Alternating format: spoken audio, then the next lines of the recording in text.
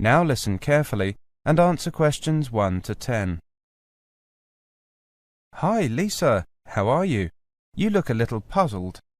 Hi, Simon. I am. You're familiar with the campus, aren't you? I can't figure out where anything is. Well, let me give you a hand then. Which places do you need to know? First, I need to know where the library is. I haven't registered yet. All right. You know where the North Gate is, don't you? Yes, it's up that way, about 200 metres. Sorry, Lisa. I'm afraid it's in that direction, and it's about 500 metres away. Well, that begins to explain why I can't find anything. So, the South Gate. North. Then it's a little towards the West Gate. You can't miss it, because it's really big and has a large sign on it. OK, I'll take your word for it. The second place I need to find is the Sports Centre. That's in the southwest part of the campus. It's easy to see because there's the outdoor athletics stadium nearby. OK, next I need to know where Churchill Building is. That's where I have my lectures tomorrow. That's back by the library. You know the building, the McDonald building, where our department is?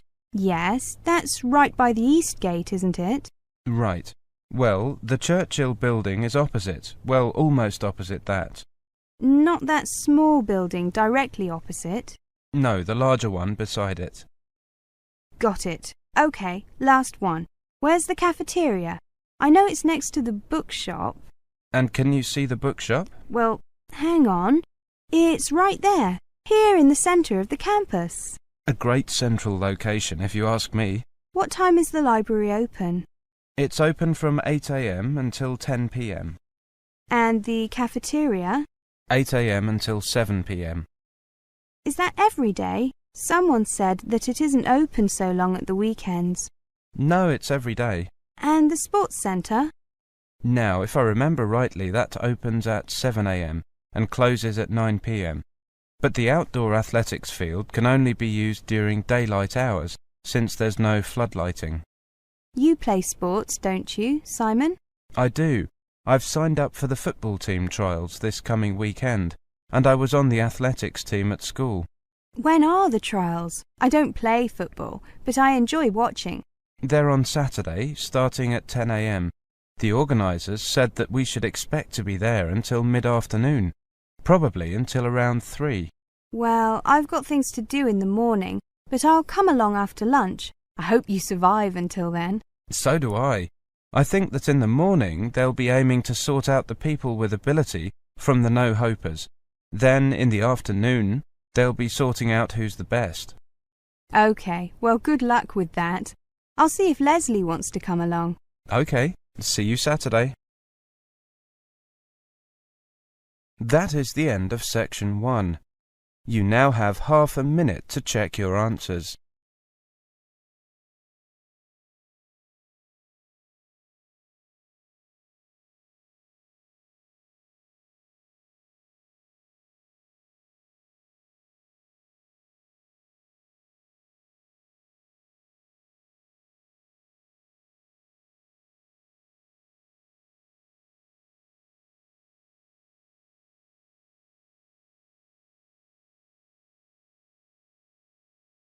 Now turn to section 2.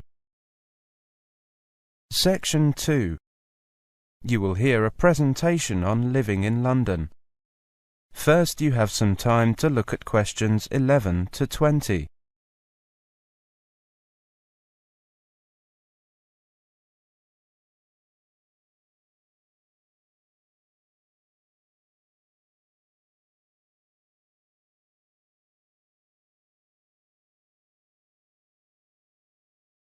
Now listen carefully and answer questions 11 to 20. Welcome to this latest lecture on living in London. Today we're going to look at transport, and I'd like to start with the London Underground system, also called the Tube because of the shape of the tunnels. First, you need to learn your lines. There are 12 different lines, each with its own name. For example, the Piccadilly line, the Circle line. Each line is a different colour on the map of the underground system. You can find the map in the ticket hall at each underground station, and usually on the platforms as well. Sections of the map are also displayed in the carriages of the underground trains. Before you begin, it helps to know which line you are starting on and on which line your destination can be found.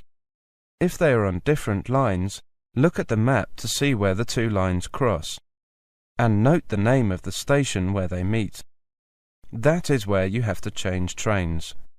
If the two lines do not cross, keep looking until you find a third line that crosses both of the other two.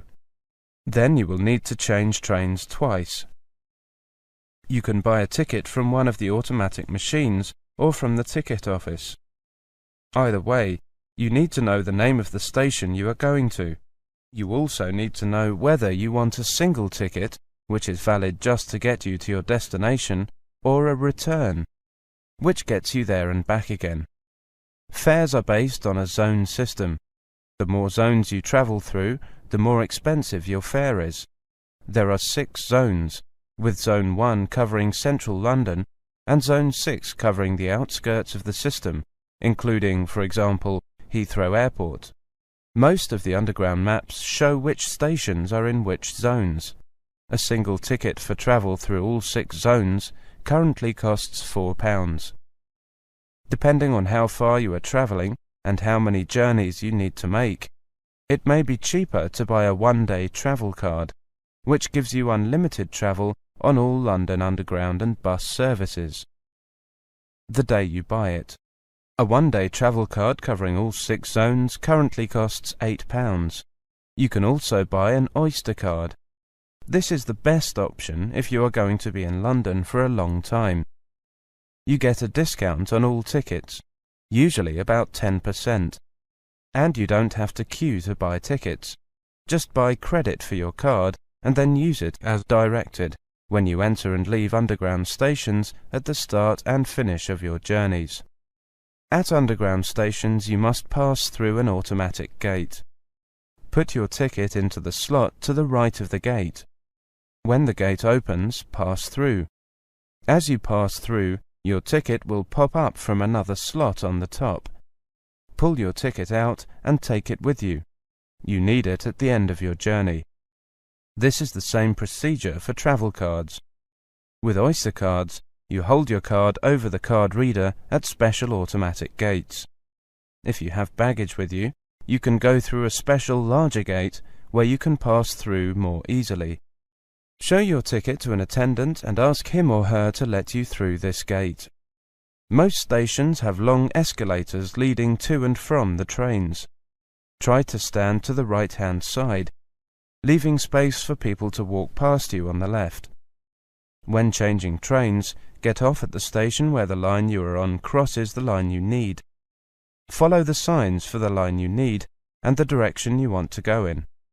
When you leave the system, you must pass through an automatic gate again to leave the station. Put your ticket in the slot as before.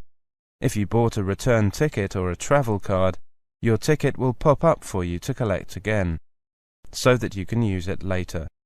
If you bought a single ticket, or if you are on the return trip of your return ticket, your ticket will stay in the machine. To find out more about the London Underground, check the official website, www.thetube.com. This site also has the map and information in numerous foreign languages. Now, let's move on to... That is the end of section 2. You now have half a minute to check your answers.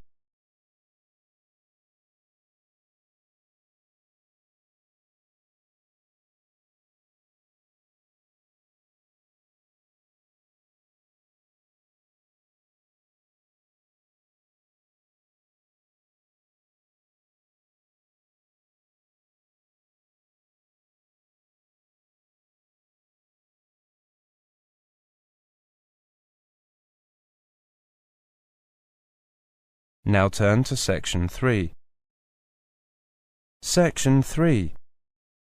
You will hear a conversation between the advisor and an overseas student. First, you have some time to look at questions 21 to 30.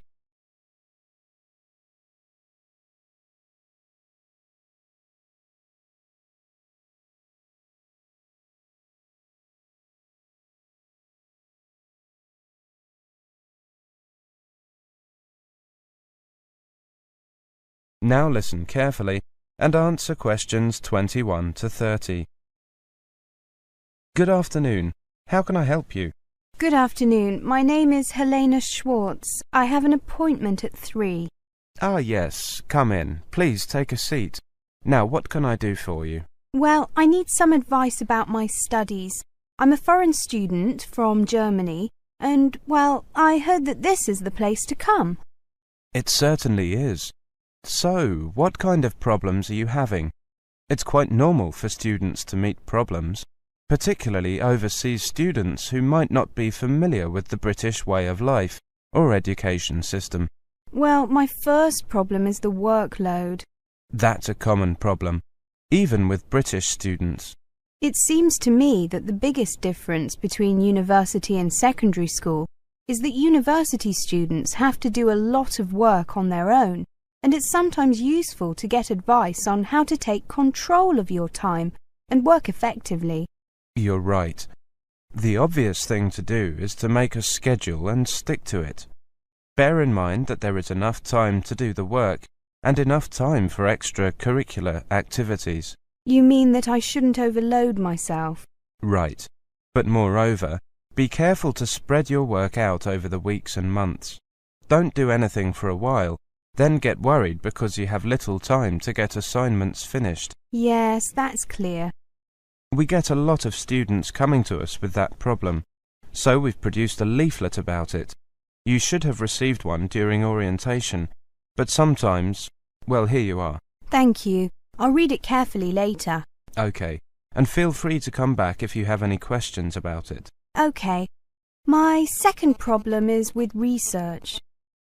Are you going to complain that the library isn't open at the weekends? How did you guess?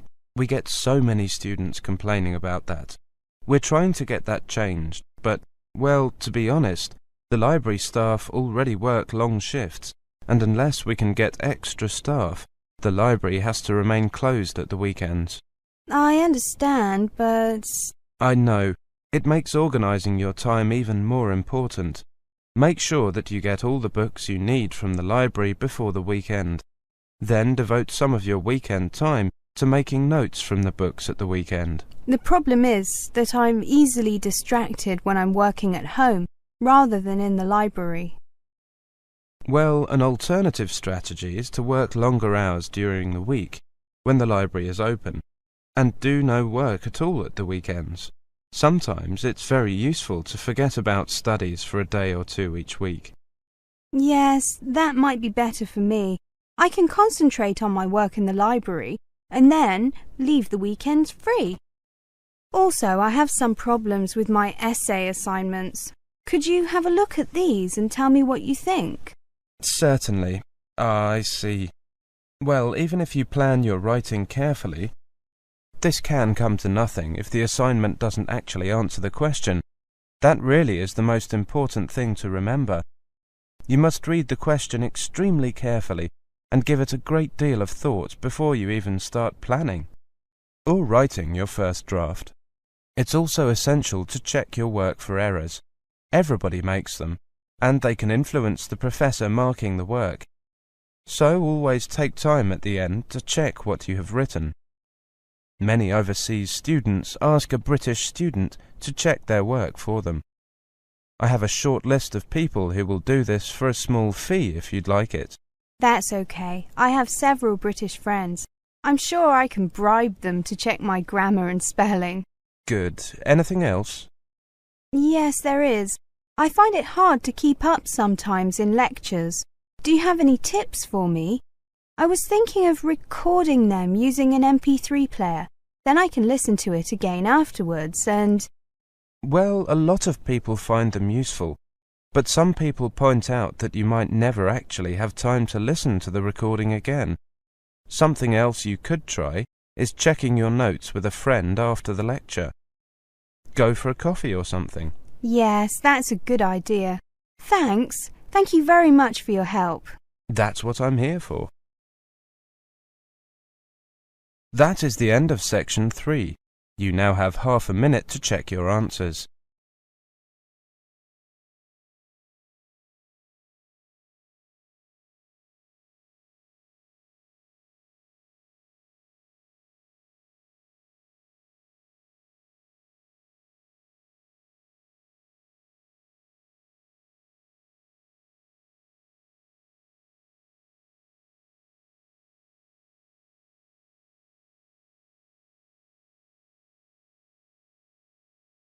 Now turn to Section 4.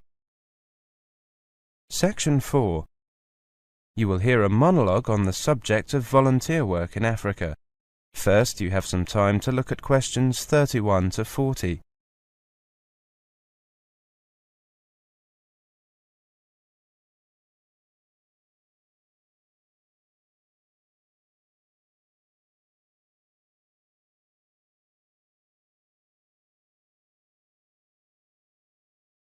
Now listen carefully and answer questions 31 to 40. Good morning, everybody. I'm Jane Winter, and I'm here to tell you a little about the possibility of volunteer work in Africa. If you're looking for volunteer work in Africa, there are plenty of opportunities available. Let's look at the different types of volunteer opportunities available in Africa, what to expect when volunteering in Africa, and stories from volunteers who have worked in Africa. Volunteering means something different to almost every organisation you come across. Some agencies will cover your flight and cost of living while you are working, and some are true volunteer projects and expect you to cover all costs for the privilege of the experience. If you're looking for a more meaningful way to spend a few months in Africa than simply travelling around, volunteering is a wonderful way to spend your time. Most jobs that last less than a year or so are going to be the ones you have to pay for.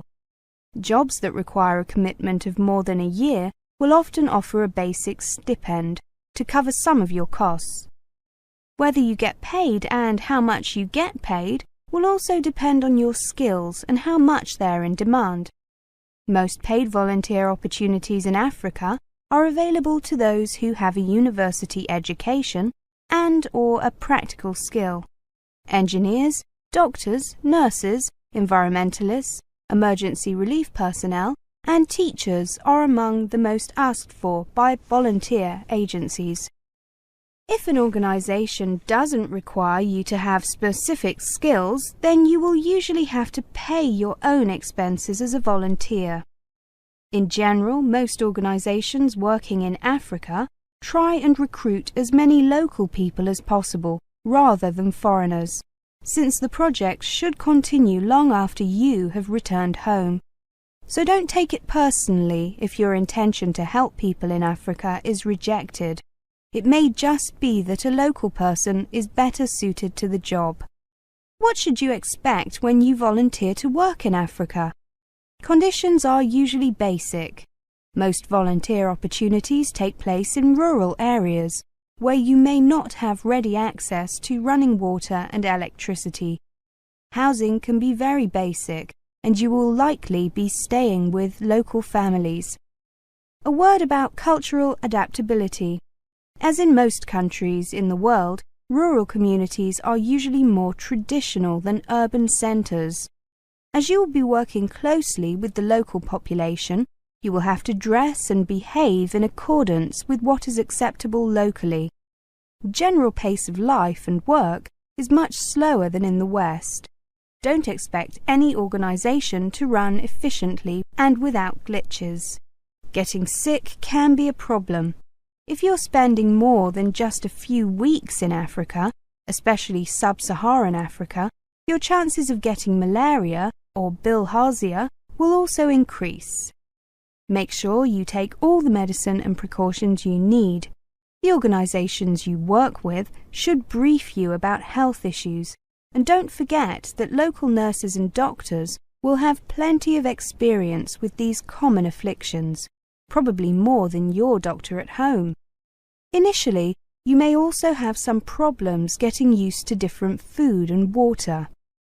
Anyone who has volunteered in Africa will probably tell you that the biggest impact their project had was not on the community, but on themselves. Spending time immersed in another culture will change the way you look at life and is part of the appeal of volunteering. Before you decide to volunteer in Africa, you may be interested to learn what the typical experiences are of people already in the field. Later, we'll look at a selection of volunteer stories and experiences from Africa.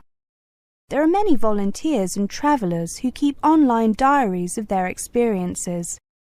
These contain some excellent tips about working, travelling and living in Africa. Before that, just a quick word about work permits in Africa. Many people who travel around Africa may wish to stay and work. But just as in Europe or the US, every African country will require you to get an official work permit. In most cases, these laws exist to stop foreigners getting jobs that local people may be qualified for. Unemployment is bad enough throughout Africa, so don't take a job that a local person could do. Now, let's look at a few people's experiences.